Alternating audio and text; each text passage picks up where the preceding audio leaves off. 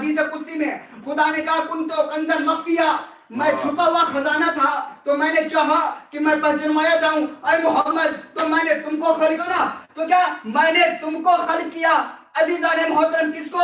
محمد کو۔ تو اس کے بعد عزیزان محترم کیا کہا؟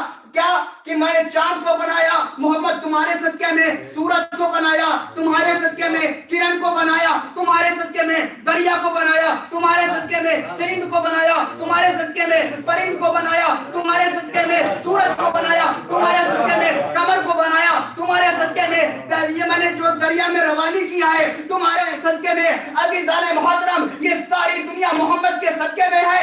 اگر محمد مسکرا رہے ہیں، ابھی جیسے مسکرانا تھا خدا نے کہا اے محمد میں تم کو بھی خلق نہ کرتا اگر علی کا خلق کرنے کا مقصد نہ ہوتا، اگر میں تم کو بھی خلق نہ کرتا، میں تم کو بھی خلق نہ کرتا اگر علی کا خلق کرنے کا مقصد نہ ہوتا۔